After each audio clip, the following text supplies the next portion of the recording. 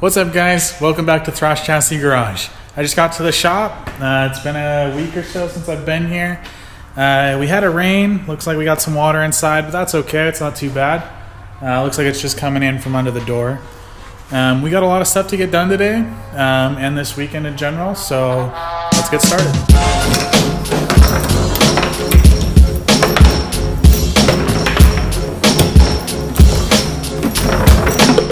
First things first, I gotta get the car unloaded. Got a few things from the house and a few things for this weekend's projects. And then I'll go ahead and fill you guys in on what we're doing this weekend.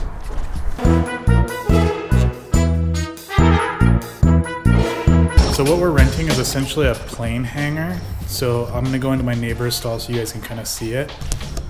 Just an idea.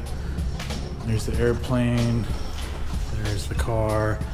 So they're in the shape of a T, which basically allows for the wings to come in and the tail to go back and utilize that space as best as possible. Each one is about 700 square feet, which kills the 10 by 10 storage unit and garage that we've been running in. So the space is awesome, but unfortunately there's not a whole lot of electricity available.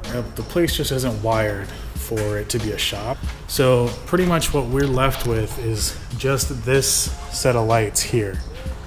And they're run off like a motion sensor and everything. And so a couple weeks ago, just before we recorded our intro, our buddy Dustin came out and hooked us up with some electrical. And he added in one receptacle here, another one over here, one over here, a switch, which was supposed to be for the air compressor, plug for the air compressor, and then just one for my toolbox. Now, all went really well. We were able to get a lot more lights in here. Unfortunately, there isn't enough power, or there's not enough wire really to support the amperage draw from the air compressor, and there definitely won't be once we get the welder in here. We definitely contemplated adding a new breaker to the box and running wire here, but in the end it was going to cost us about $400 to run like 8 gauge 350 feet, or 6 gauge rather, and it just wasn't something that we wanted to do. Plus we would have to get into every single person's hangar to run conduit and all of that, and it would be great, but it just didn't sound like our best option, especially since this is just still a rental. So our alternative method is to buy a generator, and we're planning on just buying like the big boy from Harbor Freight. It's like $600, does 8,750 starting and like 7,000 running. It'll get the job done. It's a good price, and I mean, we need it. So what we're gonna do is we're actually gonna wire up the shop with a separate circuit for the generator circuit, which will run pretty much our welder and the air compressor, and maybe some other like bigger tools that we might get in the future, like a tire machine or something. All right, so as I told you guys a little bit in our intro video, I do have another car. This isn't the only one. It's still at home, but next weekend we're gonna be moving it to the shop, hopefully. It has absolutely nothing. Bare shell, no suspension, no subframe, no motor, everything is gone. And I did that because I want to go through and actually perfect everything, re-weld the entire chassis, new suspension all around. We're talking probably GK Tech or WiseFab front and rear, BC coils, everything brand new. I call it my 10-year project because I'm a student, I'm not working, and let's face it, I'm not going to be able to afford this. So it's kind of just gonna sit over here until I can really start digging in on it. But I gotta get out of my out of the garage. So I gotta build a kind of like chassis dolly. It's gonna be very simple. An idea I got from Chair Slayer. He's got one in his shop. His is metal, but I got wood. So what we're gonna start with is cutting up a 2x10, 10 feet long, and I cut it in half, so I have about 5 feet. A couple 2x4s down to, I think I was planning on 48 inches, and we're gonna have probably, I don't know, 6 of those. I got some casters coming for it. They'll be here next week, and hopefully when the car comes, it'll be ready to just set it on it. I'll be able to move it around the shop as needed. So I'm gonna go ahead and take care of that, and then I'll show you guys what we get.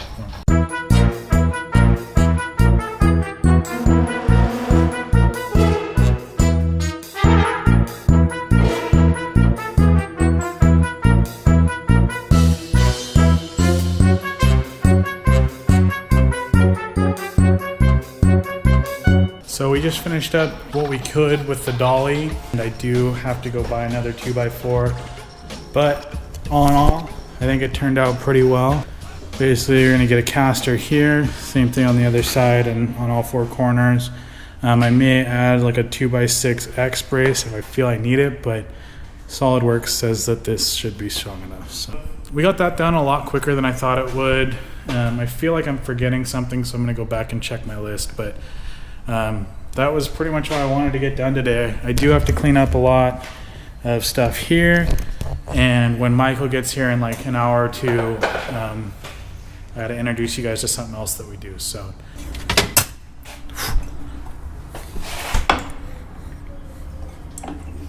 I put it on upside down. I put it on upside down. Hold this, record this.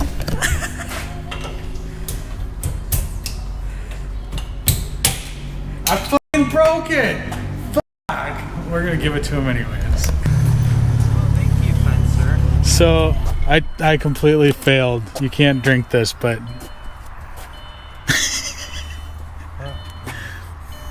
champ. Is there glass in it? Shouldn't be. So I put the bottle opener in, and I put it in upside down. You get glass? I don't know. It was crunchy. So I put the bottle opener in, but I put it in upside down, and I was like, this whole time I've been like, we've been waiting for like half an hour, like looking to see if you were here or not. I was like, I'm gonna run to the fridge, grab him a beer, open it, and walk it out to him. That's how we're gonna introduce him into the video today. And like I go to like open, I'm like, I put it on upside fucking down. Like, are you kidding me? And so I tried to open it on my thing, but I was rushing, and then it wouldn't come off, and I hit it and it broke, and I was like, I broke it. Are you kidding me? And our upside down bottle opener. That's not upside down. It doesn't work. It didn't work. You have your Dremel? Yeah. Alright. There, and then the bits are there.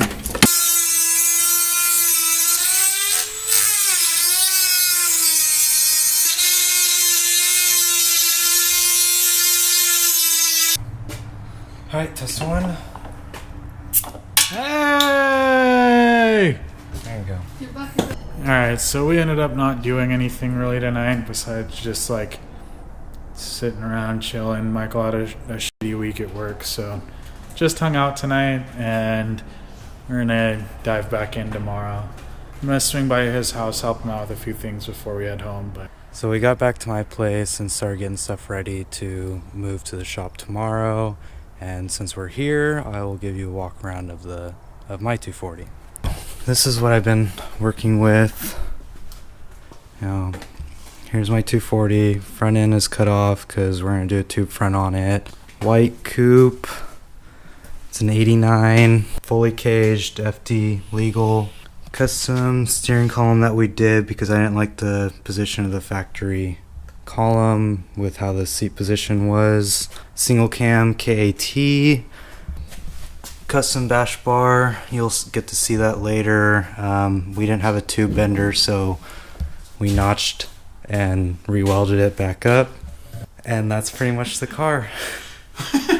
See you tomorrow. alright, what's up guys? Back for day 2. Just finished up a morning of paintballing.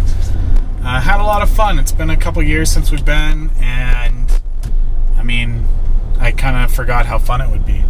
I'm headed out to the shop. I gotta pick up the trailer, and then we're gonna head out to Michael's house, get all his stuff loaded up, take it back to the shop, unload that. I gotta do an oil change on this girl, and we'll go from there. We'll see what happens.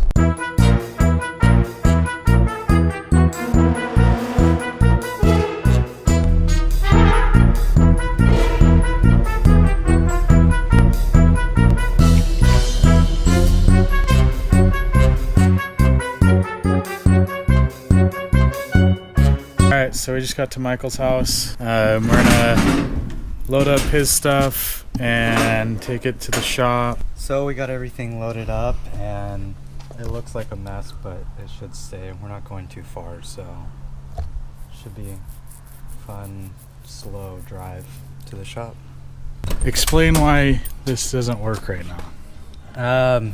So the truck broke the day before we were going to a drift event. I had the trailer going home, and it stopped going forward. So first, second, and third gear are just gone.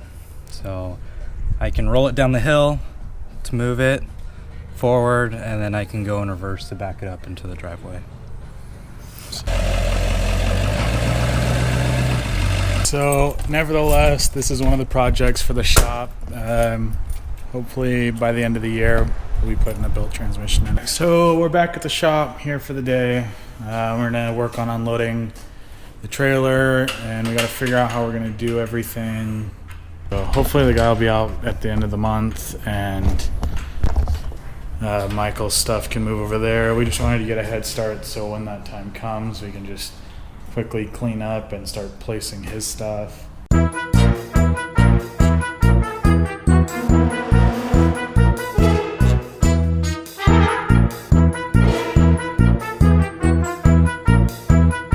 So got the trailer unloaded. It's gonna be crowded for a while. We got some shelves that the landlord's given us. They're on the property and he just wants them gone, and there's some pretty badass shelves, so we're gonna squeeze those in here, and then I gotta do an oil change on the Tahoe, and then we should be able to kind of wind down and start working on some other projects. It's time for a beer. Can you do both in one hand? That's one hand. Oh!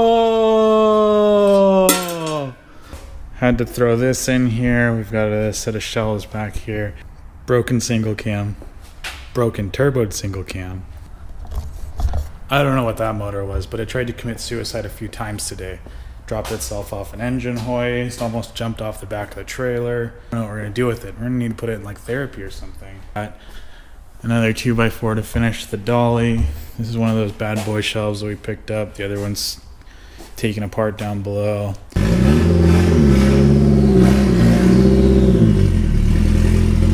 Alright, so that's pretty much a wrap for the night. I got pretty much everything I wanted to do. How about you? Yeah, we got everything moved in. Yeah, so it's a little crowded, but it is what it is, and shouldn't be like this for too long. We're gonna head over to Michael's house, take a shower real quick, and then go over to Dustin's house for a little while and hang out with him. But we'll be back out here tomorrow morning. I gotta finish the dolly. Michael's got a secret project he's working on. We're out of here, and we'll pick this back up in the morning. Hey guys, it's Sunday, and our plans for today are putting a dual caliper setup on Aaron's car. We haven't made hard lines for it yet, but we're just going to install a caliper just so it's done. Build this dolly for Aaron's other car, Misty. I'm going to figure out if my fix on my Audi is still broken, or see what I can do to fix it for the meantime until I get the new part. Dual caliper stuff is, I've got Villain's dual caliper brackets on there now. I installed them a few months ago. I didn't put the calipers on because I knew I still needed to drive the car, and they'd just be dead floating calipers, and I didn't want to wear down the pads or cause any issues, and I just figured I'd leave them on. Since the car isn't going to be moving for a little while, we're going to get the calipers on, kind of figure out how we're going to route the brake lines, and we probably tackle that in the next couple weeks. So I got an Audi all-road 2002 with the 2.7 twin turbo with a stage 2 tune on it with catalyst downpipes and a muffler. It's having a boost leak issue, and I found the problem. Throttle body boot was ripped on the underside, and it was kind of hard to find. I'm gonna figure out if my fix worked or if I need to fix it again until I get a new throttle body boot. That's my plan for today. It takes a little while to get through the engine bay.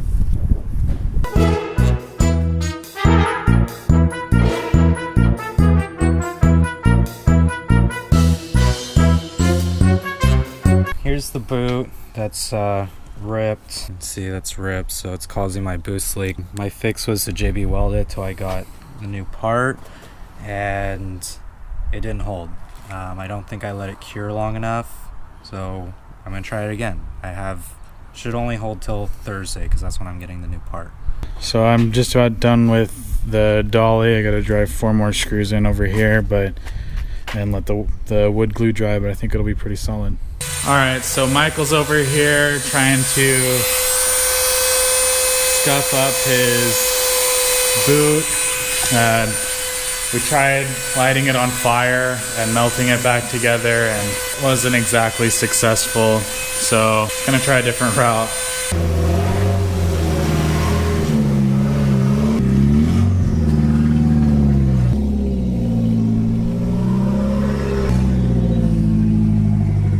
We're gonna install the calipers. I'll show you guys what the Villains plates look like.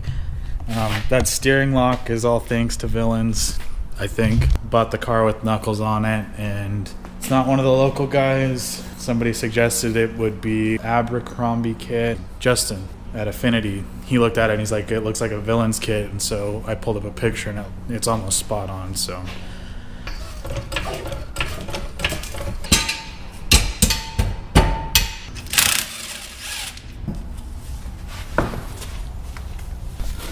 alright, so this is your normal brake assembly. The only difference is we've got a spacer, and there's these studs here. They're on a bracket, and they're actually part of the Villains kit. And this is the caliper that we use. I can't put it on just yet, but basically it'll go on like that. We'll hook this up, hardline it to a hydro, and we'll have dual rear calipers.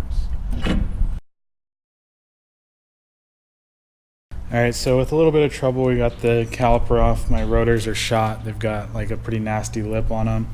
I want to show you guys what the kit kind of entails of and looks like. This plate here is wedged between the rear knuckle and the hub. You bolt it on, like you pull the hub off, put that on, then put the hub back, and then bolt it back on. The only modifications you have to do is you have to grind down right here, and you have to grind down like a serial number right here. This is just so that the caliper can clear, and then the other one is so that the back of this plate can sit flat. You run the spacer, it's drilled for 4 and 5 lug. So you gotta slide the caliper on and do this somehow. And of course, like in the video that Nate has on the Villains YouTube, it looks so easy. All right, so we've got our caliper, got both our nuts started with the rotor on. Now we'll kind of tighten everything up as we push it back on. So when I put this all together, it doesn't look like I ground down the actual knuckle enough. Like the caliper's actually making contact with the rotor here, so it's like pushing it down, so I had to grind that down a little bit more. So we decided to pull Michael's head off since I'm pissed off that I have to pull the rear end apart again on my car. This motor was good across the board except for cylinder 2 had like 60 psi, the rest had like 140, 160. So cylinder 2 is our problem, and it's probably just I mean, it's definitely running leaner than the rest of the cylinders, but crazy. So more than likely rings are bad. They probably just burnt out, or the valve seals are just gone. I thought maybe he melted a piston, or this piston looks good, so it's got to be something else. We got a lot done this weekend. Got a lot of Michael stuff moved over. Started on this, although we didn't get very far. Next weekend we're going to be moving my other car over, so that should be an interesting video because it's pretty much just going to be as many people as I can lifting the car and carrying it onto the trailer and then carrying it off the trailer into here. So I also got to do shocks on my mother-in-law's car next weekend. I'll pull the rear end of the 240 apart, get the calipers on, we can start mapping out lines because I'll have the hard lines then. That's pretty much a wrap for the weekend. Hoonigan style. Ready? Ready? Ready? That's a wrap!